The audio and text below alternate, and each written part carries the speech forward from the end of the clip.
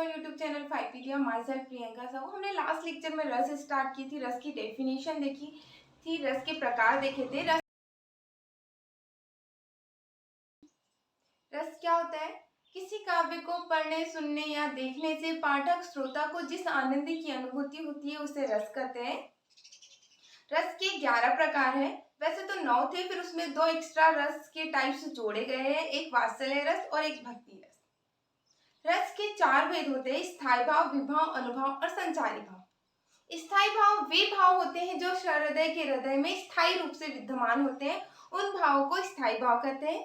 स्थायी भाव की संख्या भी 11 है। जैसे रस के 11 प्रकार है, वैसे ही स्थायी भाव के भी जो है वो कितने हैं? 11 है। हर एक रस का एक स्थायी भाव होता है। रस के 4 प्रकार होते हैं: स्थायी भाव, विभाव, अनुभव और संचारी भाव। विभाव क्या होता है? सहृदय के हृदय में जो जिसके कारण भाव जागृत होते हैं उसे कहते हैं विभाव। जागृत करने के 3 कारण होते हैं, वो होते हैं आश्रय, आलंबन और उद्दीपन। आश्रय वो होता है जिसके मन में भाव जागृत होते हैं, आलंबन वो होता है जिसके कारण भाव जागृत होते हैं, और उद्दीपन तो उसमें भाव जागृत भी होते हैं और हमारे बनते और बिगड़ते रहते हैं। अनुभव और संचारी भाव। अब अनुभव क्या होता है? तो अनुभव वे होते हैं वे भाव जो सहृदय के हृदय में उत्पन्न होते हैं। कैसे भाव? जैसे किसी की बाहरी चेष्टाओं को देखकर या किसी के क्रियाकलापों को देखकर जिस प्रकार के भाव जागृत होते हैं वो होते हैं अनुभव। अब संचारी भाव। संचारी भाव वे भाव होते हैं जो सहृदय के हृदय में बनते और बिगड़ते रहते हैं। थोड़े टाइम में उत्पन्न हो जाएंगे, थोड़े टाइम में खत्म हो जाएंगे। जैसे घृणा, द्वेष या प्रेम, इस टाइप के जो भाव है, थोड़े टाइम में आप किसी से गुस्सा करने लग जाओगे, फिर उस पे सडनली आपका जो माइंड है वो चेंज हो जाएगा। तो इस टाइप के जो भाव होते हैं वो होते हैं संचारी भाव, जो पल में बनते रहते हैं और बिगड़ते रहते हैं। इनकी संख्या है 33। हम एक बार शॉर्ट में रिवीजन कर लेते हैं रस के टाइप्स के। रस के 11 प्रकार हैं। वैसे तो 10 थे और उसमें एक एक्स्ट्रा जोड़ गया है। पहले तो 9 थे, फिर उसमें एक 10वां वात्सल्य रस जोड़ा गया और अब उसमें जोड़ दिया गया है भक्ति रस। श्रृंगार रस। श्रृंगार रस का स्थायी भाव क्या होता है? श्रृंगार का होता है रति, हास्य का हास, करुण का होता है शोक, रौद्र का होता है क्रोध, वीर का होता है उत्साह, भयानक का होता है भय, विभत्स का होता है जुगुप्सा या घृणा, अद्भुत का होता है आश्चर्य, शांत का होता है निर्वेद, वात्सल्य का वत्सल और भक्ति का होता है अनुराग या बोलेंगे देवरति।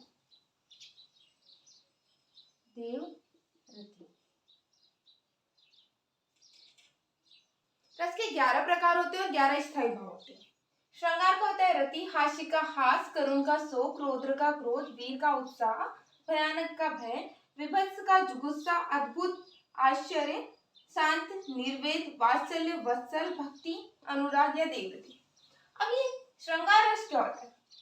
जब किसी नायक नायिका के प्रेम का वर्णन होता है वहां पे श्रृंगार रस होता है। हास्य रस, किसी रस को, किसी काव्य को पढ़ने, सुनने या देखने से जो अनुभूति होती है उसमें हमें यदि हंसी आ जाए तो वहां पे हास्य रस होगा। करुण, यदि किसी काव्य को पढ़ने सुनने से हम दुखी हो जाएंगे, शोक वहां पर। रौद्र, जहां पर क्रोध आएगा वहां पे। वीर रस, यदि किसी पंक्तियों को पढ़ने से एकदम से आपके मन में वीर रस आ जाए, जैसे कि बुंदेलो हर बोलो के मुंह हमने सुनी कहानी थी, खूब लड़ी मर्दानी वह तो झांसी वाली रानी थी।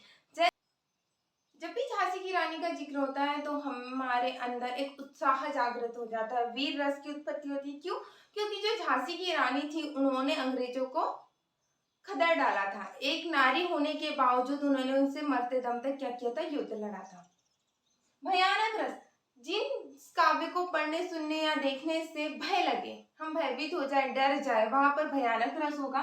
विभत्स रस, किसी काव्य को पढ़ने, सुनने या देखने से हमें घृणा आए, जैसे सड़े पीड़े कपड़ों में या सड़ी सड़ी हुई चीजें देख लेंगे, या तो खून से किसी को लथपथ देख लीजिए, जैसे राक्षस होते हैं, तो राक्षसों को देखने से एकदम से क्या होती है, घृणा आती है। तो वहां पर क्या होगा, विभत्स रस। अद्भुत रस, जिन पंक्तियों को या जिस काव्य को पढ़ने सुनने से हम आश्चर्यचकित हो जाए कि सडनली ऐसा क्यों हुआ, वहां पर होता है अद्भुत रस। शांत रस, शांत रस में जब भी शांत रस में वैसे तो भक्ति जैसा होता है, जहाँ पर एकदम शांति से कोई चीज चलते रहती हो, जिसको पढ़ने से हमारे अंतर्मन में शांति का भाव आए, वहां पर शांत रस होता है। वात्सल्य रस, वात्सल्य रस तब होता है जब माता पिता की स्नेह की बात की जाती है, वहां पर वात्सल्य रस आता है। जैसे यशोदा और कृष्ण से रिलेटेड जो भी पंक्तियां आएगी उसमें डेफिनेटली वहां पर वात्सल्य रस होगा, क्योंकि यशोदा का जो कृष्ण के प्रति ममत्व भाव था, उस उन पंक्तियों में हमेशा वात्सल्य रस रहेगा। भक्ति रस, मीरा की जो भक्ति थी श्री कृष्ण के प्रति, उसमें हमेशा भक्ति रस रहेगा। ये हो गए हमारे रस और ये उनके स्थायी भाव। श्रृंगार रस, श्रृंगार रस क्या होता है? श्रृंगार रस दो टाइप का होता है, एक तो होता है संयोग श्रृंगार रस और एक होता है वियोग श्रृंगार रस। जब नायक नायिका के प्रेम का चित्रण होता है, वहां पर संयोग श्रृंगार रस होता है, और जहां पर उन दोनों के बिछड़ने का वर्णन होता है, वहां पर वियोग श्रृंगार रस होता है। श्रृंगार रस की डेफिनेशन क्या होती है? जब रति नामक स्थायी भाव का विवाह अनुभव और संचारी भाव से संयोग होता है, वह श्रृंगार रस होता है। और ये यहाँ पर एक एग्जाम्पल दिया हुआ है श्रृंगार रस का। हमने लास्ट लेक्चर में श्रृंगार रस के बारे में देखी थी, उसकी डेफिनेशन और उसके एग्जाम्पल, संयोग श्रृंगार और वियोग श्रृंगार देखा था। ये एक एग्जाम्पल और दिया हुआ है। अब हम देखेंगे नेक्स्ट, सेकेंड नंबर पे आता है हास्य रस। हास्य रस की क्या डेफिनेशन है? हास्य रस का स्थायी भाव होता है हास। हास नामक स्थायी भाव का विभाव अनुभव संचारी भाव से जब संयोग होता है, उन पंक्तियों में हास्य रस होता है। यदि किसी पंक्ति को पढ़ने से या सुनने से या देखने से, किसी काव्य को पढ़ने सुनने या देखने से पाठक श्रोता को हंसी आ जाए, वहां पर हास्य रस होता है। उसका एक एग्जाम्पल दिया हुआ है। जब धूमधाम से जाती है बारात किसी की सज धज कर, मन करता है धक्का दे दूल्हे को, जा बैठू घोड़े पर, सपने में मुझे अपनी शादी होती दिखती है, वरमाला ले दुल्हन बढ़ती, बस नींद तभी खुल जाती। इन पंक्तियों को जब हमने सुना या पढ़ा या देखा, तो सोचिए जब सपने में कोई है बेचारा दूल्हा, उसको अपनी शादी होती दिखती है, और सडनली जब दुल्हन वरमाला लेके आगे बढ़ती है कि बस अब वरमाला डलने वाली है और दुल्हन मिलने वाली है, बस उसकी नींद तभी खुल जा रही है। तो इन पंक्तियों को सुनने से आपके मन में, हृदय के हृदय में क्या आ रही? हंसी आ रही, सडनली हंसी आ जाती है, क्योंकि एकदम से ऐसा सपना देख रहा है कि उसको अपनी शादी होती दिख रही है और शादी भी नहीं हो रही, बस दुल्हन जैसे वरमाला डालने वाली है तब उसकी नींद खुल जाती है। तो इन पंक्तियों में क्या आ रही? हंसी आ रही। तो यहाँ पर कौन सा रस होगा? हास्य रस होगा। देखिए नेक्स्ट, थर्ड नंबर पे आता है करुण रस। करुण रस का स्थायी भाव होता है सुख। अब करुण रस कहाँ होता है? जिस काव्य को पढ़ने सुनने से हृदय के हृदय में जो व्यक्ति, जो आश्रय जो पढ़ रहा है, उसको एकदम से दुख का अनुभव होगा, वहां पर या शोक होगा, वहां पर कौन सा रस होगा? करुण रस होगा। शोक कब होता है? जब कोई हमारा चाहने वाला या हमारा रिलेटिव हमसे दूर चला जाए, बिछड़ जाए, या फिर उसकी डेथ हो जाए, तो वहां पर शोक होता है। तो देखिए यहाँ पे करुण रस की क्या डेफिनेशन होगी? शोक नामक स्थायी भाव का, शोक नामक स्थायी भाव का विवाह अनुभव और संचारी भाव से जब संयोग होता है, वहां पर करुण रस होता है। करुण रस हमेशा दुख को बताएगा। तो इसका एक एग्जाम्पल है, देखिए यहाँ दिया हुआ है। अभी तो मुकुट बंधा था मार, हुए कल ही हल्दी के हार, खिले भी न थे लाज के बोल, खुले भी न थे चुंबन सुनने कपोल, हाय रुक गया यही संसार, बना सिंदूर अंगार। जस्ट किसी की शादी हुई होगी, हल्दी के हाथ रहे होंगे, और सडनली किसी कारण बस वो लोग बिछड़ जाते हैं, तो वहां पर कौन सा रस हो जाएगा? करुण रस हो जाएगा। तो ये करुण रस की कुछ पंक्तियां दी हुई है, जहां पर भी दुखी वाला भाव आएगा, वहां पर करुण रस होगा। देखिए नेक्स्ट,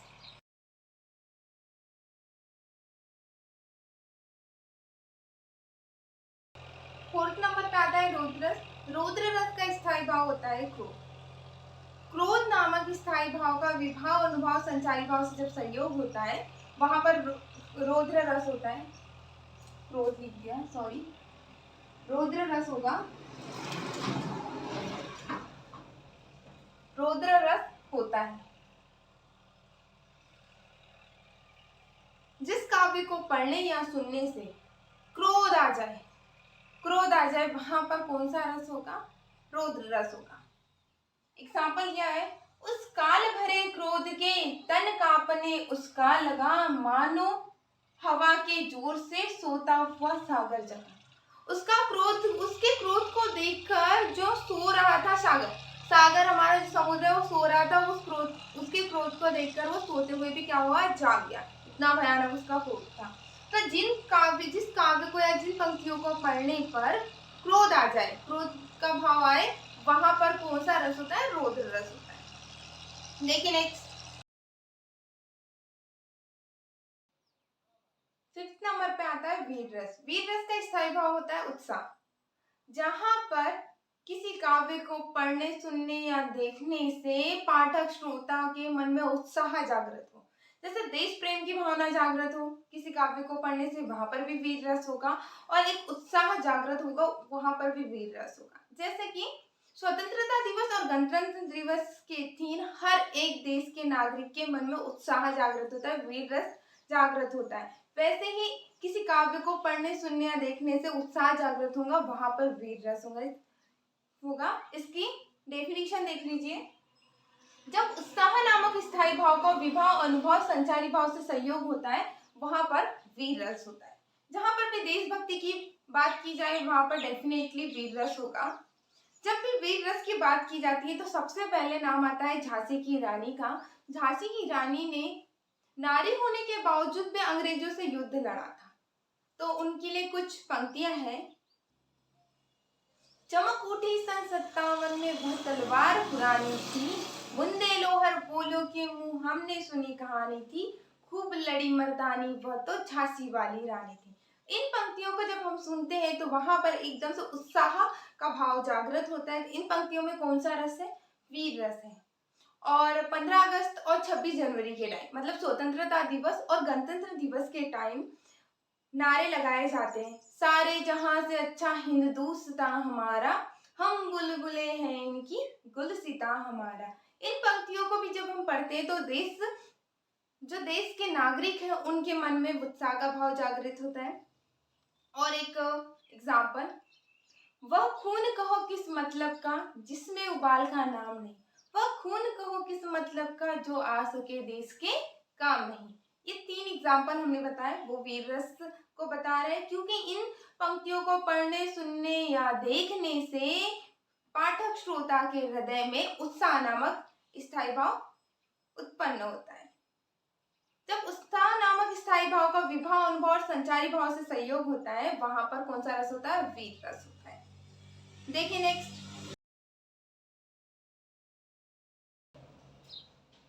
6 नंबर पे आता है भयानक रस। भयानक रस होता क्या है? भयानक रस का स्थायी भाव होता है भय। जब भय नामक स्थायी भाव का विभाव अनुभव और संचारी भाव से संयोग होता है वहां पर होता है भयानक रस। जो भयानक रस आता कहाँ से है, कैसे होता है? सडनली हमें शेर दिख जाए, शेर अगर हमारे सामने आ जाए तो हमें तो भय लगेगा ना, डर लगेगा। तो जहां पर भी डर लगेगा वहां पर कौन सा रस होगा? भयानक रस होगा। इसका एक एग्जाम्पल दिया हुआ है, देखिए।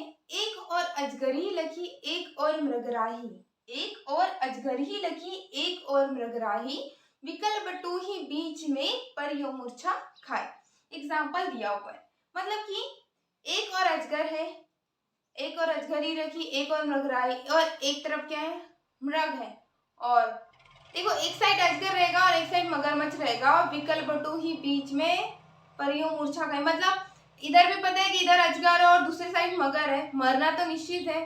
तो डर के मारे तो परियो मूर्छा खाई का मतलब है कि डर के मारे वो क्या हो गया? बेहोश हो गया। भयानक रस होता ही ऐसा है। सडनली हमें सांप दिख जाए, स्नेक दिख जाए तो देखकर तो डर लगेगा ही ना। तो जहां पर भी डर लगेगा वहां पर कौन सा रस होगा? भयानक रस होगा। देखिए नेक्स्ट, 7वें नंबर पे आता है हमारा विभत्स रस। विभत्स रस का स्थायी भाव होता है जुगुप्सा या घृणा। किसी काव्य को पढ़ने सुनने या देखने से घृणा आए तो वहां पर कौन सा रस होगा? विभत्स रस होगा। इसकी डेफिनेशन क्या है? जब जुगुप्सा नामक स्थायी भाव का विभाव अनुभव और संचारी भाव से संयोग होता है वहां पर कौन सा रस होगा? विभत्स रस होगा। इसका एग्जाम्पल, कोई अतड़ियों की माला पहन कोई अतड़ियों की माला पहन इतराता है। कोई चर्बी का लेप अपने अंग पर लगाता है।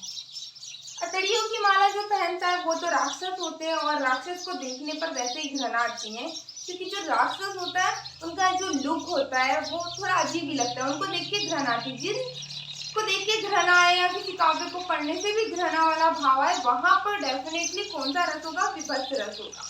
क्या लिखा है? कोई अतड़ियों की माला इतराता है, कोई चर्बी का लेप अपने अंग पर लगाता है। इन पंक्तियों में कौन सा रस है? विभत्स रस है। देखिए नेक्स्ट 8 नंबर पे आता है अद्भुत रस। अद्भुत रस का स्थायी भाव होता है आश्चर्य। जब आश्चर्य नामक स्थायी भाव का विभाव अनुभव और संचारी भाव से संयोग होता है वहां पर अद्भुत रस होता है। किसी पंक्ति को पढ़ने सुनने या देखने से, किसी काव्य को पढ़ने सुनने या देखने से पाठक श्रोता को आश्चर्य का भाव आए, एकदम से सडनली चौंक जाए कि क्या हो रहा है, तो वहां पर आश्चर्य रस होता है, अद्भुत रस होता है। उनका एग्जाम्पल दिया हुआ है, एक अचंबा देखा रे भाई, ठाड़ा सिर चरावे गाय, पहले पुत पीछे भई माई, चेला के गुरु लागू भाई। एक अचंबा देखा रे भाई, ठाड़ा सिर चरावे गाय, मतलब कि जो शेर है, सिंह, वो गाय चरा सकता है कि नहीं? वो चराएगा नहीं गाय को, तो गाय को खा लेगा। दूसरा अचंबा क्या है? एक अचंबा देखा रे भाई, ठाड़ा सिर चरावे गाय, पहले पुत पीछे भई माई, मतलब बेटा आगे चल रहा है उसके पीछे माँ चल रही है। वैसे तो मम्मा जो रहती है, मम्मी, वो आगे चलती है और उसका जो बेटा रहता है, बेटी रहती है, वो उनके पीछे पीछे चलते हैं। तो यहाँ पर भी आश्चर्य का भाव आ रहा है। और दूसरा कि चेला के गुरु लागे पाए, जो शिष्य होता है उसके पैर गुरु नहीं पड़ता है, जबकि शिष्य को गुरु के पैर पड़ना होता है। तो इन पंक्तियों में आश्चर्य का भाव जागृत हो रहा है, इसीलिए हम कह सकते हैं कि यहाँ पर अद्भुत रस। एक तो एग्जाम्पल है कि एक अचंबा देखा रे भाई, ठाड़ा सिंह चरावे गाय, पहले पुत पीछे भई माई, चेला के गुरु लागी पाई। और दूसरा एग्जाम्पल इसी पे बेस्ड है, एक अचंबा देखा रे भाई, कुएं में लग गई आग, पानी पानी जल गयो, मछली खेले फाग। मतलब एक अचंबा कैसा देखा कि जो पानी है कुएं में वो पूरा जल जाएगा, और मछली कैसे फाग खेलेगी? मछली कैसे खेलेगी जबकि बिना पानी के तो मछली जीवित रह ही नहीं सकती। तो यहाँ पर भी अद्भुत रस है। देखिए नेक्स्ट 9वें नंबर पे आता है हमारा शांत रस। शांत रस का स्थायी भाव होता है निर्वेद। जब निर्वेद नामक स्थायी भाव को विभाव अनुभव और संचारी भाव से संयोग होता है वहां पर शांत रस होता है। हम कह सकते हैं जहां पर ज्ञान और वैराग्य की बातें की जाती है वहां पर शांत रस होगा। तो शांत रस का एक एग्जाम्पल है, कबीर के की पंक्तियों से लिया गया है ये एग्जाम्पल। चलती चाकी देख के दिया कबीरा रोई, दोई पाटन के बीच में साबुत बचाना कोई। इन पंक्तियों में कौन सा रस है? शांत रस है। जहां पर ज्ञान और वैराग्य की बातें बताई जाएगी जिन पंक्तियों में, वहां पर हमेशा शांत रस होगा। देखिए नेक्स्ट 10वें नंबर पे रस का जो प्रकार है वो है वात्सल्य रस, जिसे जोड़ा गया है। वात्सल्य रस और भक्ति रस को जोड़ा गया है। पहले तो हमारे 9 ही रस थे। जो वात्सल्य रस होता है वहां पर कहाँ पर होता है? जिस भी काव्य या पंक्ति में माता पिता का बच्चों के प्रति स्नेह का भाव बताया जाएगा, प्रेम भाव बताया जाएगा, उन पंक्तियों में वात्सल्य रस होगा। आप तुलसीदास की पंक्तियों में देख सकते हैं कि कौशल्या राम का कैसे दुलार करती थी, कैसा उसका लालन पालन करती थी, उन पंक्तियों में वात्सल्य रस होगा। यदि आप सूरदास की पंक्तियों को देख लेते हैं तो सूरदास की पंक्तियों में यशोदा और श्री कृष्ण के प्रेम भाव को बताया है कि यशोदा माता श्री कृष्ण को कैसे तैयार करती, कैसे सजाती है, और कृष्ण भगवान अपनी कैसी नटखट लीलाएं करते हैं। उन पंक्तियों में कौन सा रस होगा? वात्सल्य रस होगा। वात्सल्य रस की डेफिनेशन क्या होती है? वैसे तो वात्सल्य रस का स्थायी भाव देख लेते हैं पहले क्या होता है। वात्सल्य रस का स्थायी भाव होता है वत्सल। इसकी डेफिनेशन क्या होगी? जब वत्सल नामक स्थायी भाव का विभाव, अनुभव और संचारी भाव से संयोग होता है वहां पर वात्सल्य रस होता है। ये सारे रसों के लिए एक पर्टिकुलर डेफिनेशन है, इसमें आप याद कर सकते हो। बस आपको सिर्फ स्थायी भाव याद होना चाहिए। यहाँ पे आप स्थायी भाव लिख लीजिए और जो स्थायी भाव लिखा रहेगा उसका स्थायी भाव का विभाव, अनुभव और संचारी भाव से संयोग होता है तो वहां पर वात्सल्य रस होगा। वैसे आप सभी रसों के लिए डेफिनेशन को बना सकते हैं। देखिए वात्सल्य रस से रिलेटेड एग्जांपल, यशोदा हरि पालने झुलावे, हलरावे मलरावे दुल्हावे, जोई सोई कछुगावे, मेरे लाल को आऊनी निंदिया, तू काहे न आने सुलावे। ये जो पंक्तियां दी हुई है ये सूरदास की पंक्तियां हैं। सूरदास की पंक्तियों में यशोदा माता कृष्ण का कैसे लालन पालन कर रही है, कैसा उसका लाड कर रही है, उससे स्नेह कर रही, प्यार कर रही है, उन पंक्तियों को बताया कि यशोदा हरि पालने झुलावे, मतलब यशोदा माँ श्री कृष्ण का पालना हिला रही है। यशोदा हरि पाले झुलावे, हलरावे दुलरावे मलहावे, जोई सोई कछु गावे, मतलब लोरी सुना रही है कि मोरे लाल को आउरी निंदिया, तू काहे न आने सुलावे। तो यहाँ पर वात्सल्य रस क्यों है? क्योंकि यहाँ पे यशोदा और श्री कृष्ण के प्रेम का वर्णन किया है, ममत्व भाव यहाँ पर दिख रहा है यहाँ पर, इसीलिए वात्सल्य रस होगा। देखिए नेक्स्ट, रस का आखिरी जो प्रकार है वो है भक्ति रस। भक्ति रस का स्थायी भाव या तो अनुराग होगा या तो देवव्रति होगा। इसकी डेफिनेशन क्या होती है? देवव्रति नामक स्थायी भाव का विभाव, अनुभव और संचारी भाव से संयोग होता है वहां पर कौन सा रस होगा? भक्ति रस होगा। हम कह सकते हैं जहां पर एक भक्त और भगवान की बात की जाती है वहां पर भक्ति रस होगा। यदि सूरदास की पंक्तियां ले ले, सूरदास श्री कृष्ण के बारे में यदि उन पंक्तियों में बता रहे हैं तो उन पंक्तियों में भी भक्ति रस होगा। यदि मीराबाई अपने पंक्तियों में श्री कृष्ण के बारे में बता रही है या श्री कृष्ण की मीरा और श्री कृष्ण की भक्ति है वहां पर भी डेफिनेटली भक्ति रस होगा। या तुलसीदास और श्री राम भगवान की भक्ति की पंक्तियां रही वहां पर भी भक्ति रस होगा। इसका एग्जाम्पल देख लेते हैं क्या है। मीरा की कुछ पंक्तियां हैं। पायो जी मैंने राम रतन धन पायो, वस्तु अमोलक दी मेरे सदगुरु, कृपा कर अपनायो, की पूंजी पाई जग में सभी खवायो, खर्च नहीं कोई न लेवे, दिन दिन बढ़त खवायो, सत की नाव खेवटिया, सदगुरु भव सागर तरलायो, पायो जी नहीं सॉरी मीरा के प्रभु गिरधर नागर, हरक हरक जस गायो। तो ये जो पंक्तियां हैं वो मीरा और श्री कृष्ण की भक्ति के बारे में है। तो जब भी एक भक्त और भगवान के बीच की पंक्तियां हैं, उनकी भक्ति के बारे में पंक्तियां हैं, तो डेफिनेटली वहां पर कौन सा रस होगा? भक्ति रस होगा। इन पंक्तियों में मीराबाई श्री कृष्ण को संबोधित कर रही है। श्री कृष्ण और मीरा की भक्ति का इसमें बताया गया है। यहाँ पर हमने देखा कि रस के 11 प्रकार होते हैं। सभी 11 रसों की हमने परिभाषा देखी, डेफिनेशन देखी, उनकी स्थायी भाव देखे। स्थायी भाव क्या होता है, विभाव क्या होता है, अनुभाव, संचारी भाव और सभी स्थायी भाव। किसी भी कॉम्पिटिटिव एग्जाम में पूछा जाता है, किसी भी एक रस का नाम ले लिया और पूछ लिया किसका स्थायी भाव क्या होता है, या तो उससे रिलेटेड क्वेश्चन ऐसा आ जाएगा कि कोई कुछ पंक्तियां दे दी आपको और उन पंक्तियों में से आपको ढूंढ के बताना है इन पंक्तियों में कौन सा रस है। तो आप पंक्तियों को पढ़ लीजिए और यदि आपको लगता है कि उससे हंसी आ रही तो वहां हास्य रस होगा। कृष्ण और मीरा की भक्ति या तुलसीदास और श्री राम की भक्ति के बारे में बताया तो वहां पर भक्ति रस होगा। यदि यशोदा मैया का श्री कृष्ण के प्रति प्रेम भाव बताया जा रहा है तो वहां पर वात्सल्य रस होगा। अद्भुत रस क्या होता है? जब हम अचानक से आश्चर्यचकित हो जाए वहां पर अद्भुत रस होगा। वीर रस जब हमारे मन में उत्साह का भाव जागृत होगा वहां वीर रस होगा। यदि आपको स्थायी भाव याद होंगे और इनकी डेफिनेशन याद होगी तो आपको कोई भी पंक्तियां दे दी जाए आप आसानी से पहचान लोगे कि इनमें कौन सा रस है। यदि आप किसी कॉम्पिटिटिव एग्जाम जैसे एमपीपीएससी, व्यापम, सब इंजीनियर जैसे एग्जाम की प्रिपरेशन कर रहे हैं और अभी तक आपने 5 पीडीएफ को डाउनलोड नहीं किया है, आप प्ले स्टोर से 5 पीडीएफ को डाउनलोड कर सकते हैं। उसमें टेस्ट सीरीज दी हुई है, टेस्ट सीरीज ज्वाइन करके बेनिफिट्स उठा सकते हैं। आज हमने इस लेक्चर में रस देखा। यदि आपको वीडियो अच्छा लगा तो वीडियो को लाइक करना ना भूलिए, कमेंट कीजिए, शेयर कीजिए और हमारे चैनल को सब्सक्राइब कर लीजिए। नेक्स्ट लेक्चर में मिलते हैं किसी और टॉपिक के साथ। Thanks for watching, have a nice day.